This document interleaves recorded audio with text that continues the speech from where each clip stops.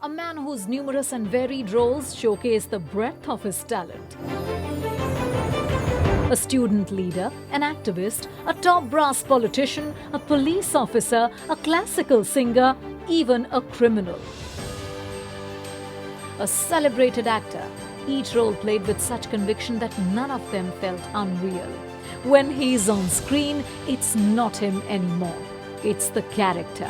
His performances are etched deep in the audience's mind.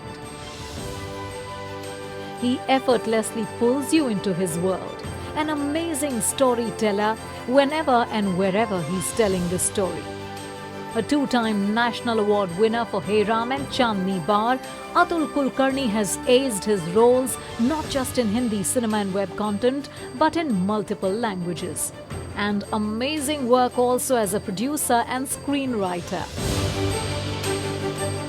A passionate advocate for quality education and environment protection, Mr. Kulkarni has been at the forefront for years as a strong voice for these causes. We all are grateful that he made that journey from Belgaum to the city of dreams and made Indian cinema truly rise. Please welcome Atul Kulkarni.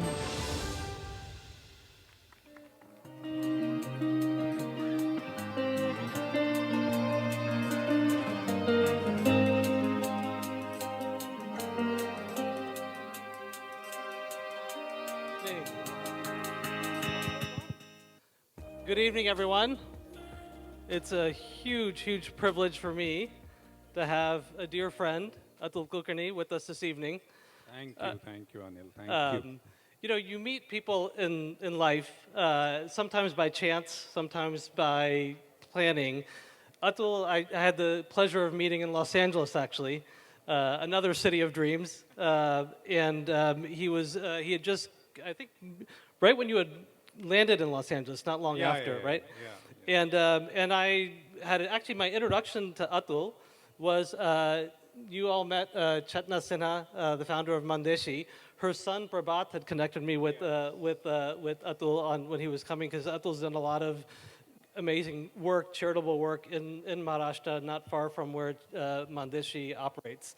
And I met him, and it was such a kind of chance interaction, but a beautiful one. And it was a time, actually it was before I got involved with Algorand, and it was a time where I was doing a lot more work in animation. And I really fell in love with this concept of storytelling. And you're going to see this evening more aspects of storytelling. But when I got to meet Atul, it was just you could just feel that this man was a storyteller. He could tell stories with such great beauty and conviction. So when we began the process of our Impact Summit, I called on Atul, who fortunately was not in Los Angeles, but was in India. And here we have Atul Kulkarni with us today. So let's start with a round of applause for this remarkable human. Thank you so much. So Atul, just a few questions for you just to start the evening off. So storytelling, I mentioned. You are a master storyteller. We saw elements of your storytelling. You write, you direct, you act on multiple different platforms. What draws you to storytelling? What about storytelling is appealing to you? Well, actually, incidentally, my formal training of storytelling started right in this city, in Delhi. In National School of Drama, where I was here studying theater for 3 years. And at that time, I was introduced to a very interesting theory of the very first storytelling as to where it must have begun. And the theory goes this way, that thousands of years ago, when we were hunters and gatherers, so probably what must have happened, that a tribe must have sat below, under the moon or around a fire when we, started controlling fire. And probably 1 or 2 or 3 people got up. And they started telling about the hunt of that day, what they went through, using gestures, using body, using sound, And that was the first storytelling. And that even didn't need words. That's what we were told. Right, right. And then, of course, the words came, and I think our entire human civilization is based on storytelling. The stories that we believe in. And if we wouldn't have been a community who believed in stories, who believed in communicating stories to each other, in fact, the anthropologists, they say that one of the main reasons for languages to grow was to gossip. And because we gossip amongst each other, we gossiped right back then, thousands of years ago, and that's how the languages developed. But I think everything is a story. As Yuval Harari says, that the concept of money is a story. It's a story that we all believe in. And that's why this is such a strong story. Corporations, it's a story. We all believe in it. And that's why it's a huge. Take the concept like God, like religion, like us. Everything is a story. And we collectively believe in these stories, and that's how we connect with each other. That's how we cooperate with each other. And I think that is the strength of storytelling. Of course, sometimes we go haywire because of the stories, which are probably fake stories. But nevertheless, I think we are learning to believe in good stories, believe in true stories, believe in constructive stories, believe in positive stories.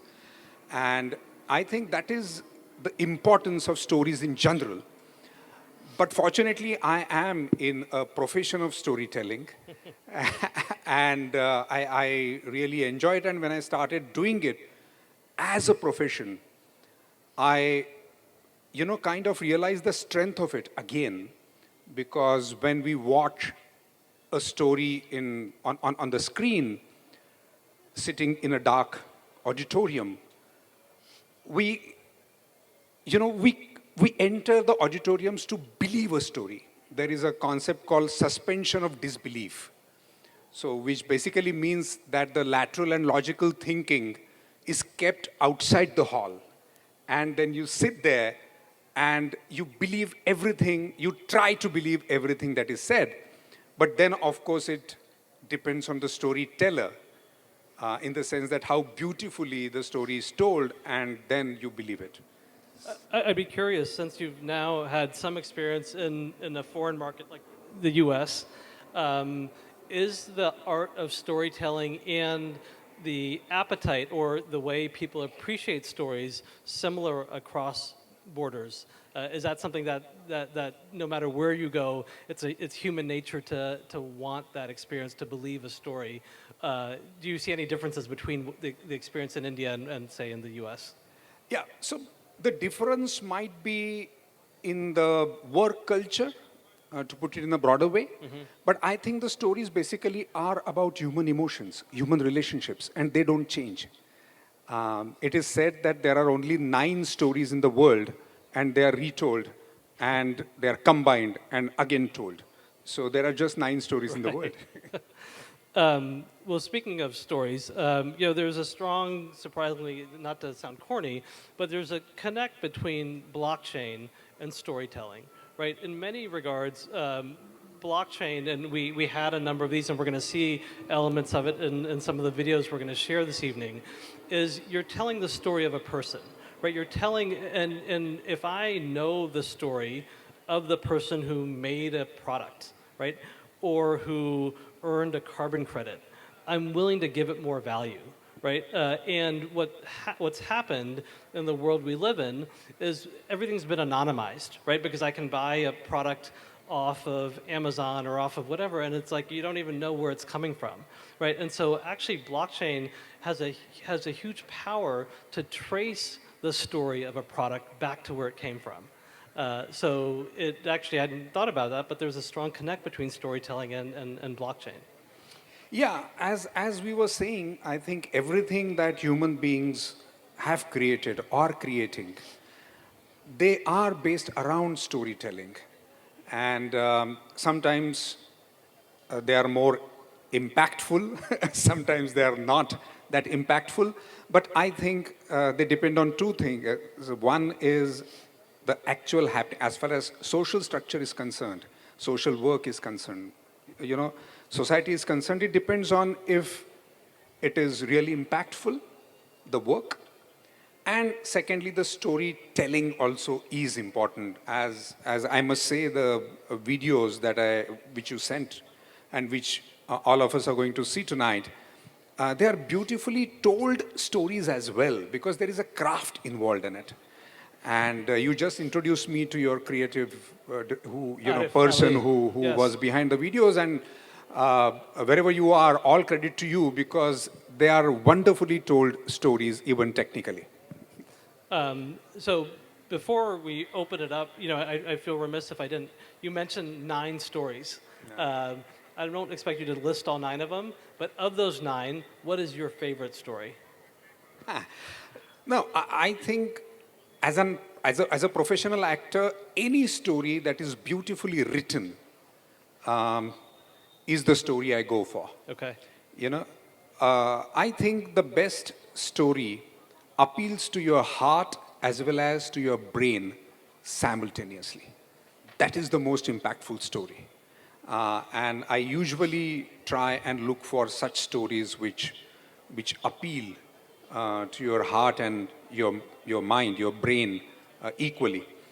And secondly, I think that is a great story which doesn't end after it ends. That is the most beautiful story. And when it doesn't end, does that mean it's left to your imagination to tell the Exactly. story for yourself? Exactly. Because the story ends in the classical sense of it, but it leaves an impact with you. And if it does, then I think that story is the most beautiful story. Wonderful. Well, this is the Impact Summit, so it's fitting that you mentioned the word impact and that it leaves an impact. And I don't want to suggest that these are one of those beautifully written fictional stories that leave you kind of wondering, letting your imagination wander. But I do agree with you that the stories that we're going to see tonight are beautifully told and told stories about people, about real life human experience. So I Yeah, I think the difference between the storytelling that we do in my field of television, of theater, of cinema, of web shows, and the work that you guys do. The basic difference is that we write our stories to create an impact, right? So there is a technique behind it, there is experience behind it. right, a story arc. Right? Yeah. However, in your field, there has to be an impact first on the society. And then you create a story or you tell a story of that. And as I said, when you sent those videos, um, the first impression, the very first impression was of the content of the story, what was happening on the ground. The people which were impacted, because of the work. And then, of course, the storytelling, because they were also beautifully told stories. And want to confess something to you all. When Anil here sent me those videos and we were, talking about this impact seminar, and he said, "Can you come?" and all that. So in the talk, I said that I'm really impressed with these videos and especially the work. So will you be, kind enough to give me an opportunity to introduce these videos to your colleagues? And he very graciously agreed to do that. So whenever, you feel we can Yeah, let's get introduce on it, with it. because I'm really excited for them to see the videos. Awesome. Let's get on Yeah. with it. Atul's obviously very generous, very kind in his compliments of these videos. But it was great to get that kind of feedback from someone who's a professional in the art of storytelling. So Atul, I think we're ready to run the videos. Yeah. If you'll lead us the way. So, as I said, when I saw these videos, of course, I have seen these videos. Many of you haven't, right? Most people have not. Most people have not. And let me tell you, these are incredible stories and incredible videos. As I said, this is a very important work, and this is an important, very, very important application of blockchain to the day-to-day life of the people who might not even know what blockchain is or what it can do. And I think the trust that blockchain builds, because of its very nature, the trust comes, of course, out of, because no one can manipulate it. It can be trusted, all the ledgers and all that, it can be trusted. So I think what good is any technology unless it impacts the last person in the chain? Here, here. And that is what I think this particular work is doing, what Algorand is doing. And I'm really privileged to introduce these videos to you all. So let us start watching these videos Yes, one by let's go. one. Yeah, Raghav, are we ready to roll? Are we ready? And this is the time to show my real age, because I can't read without glasses. So, yeah. So this is first video is a really wonderful video.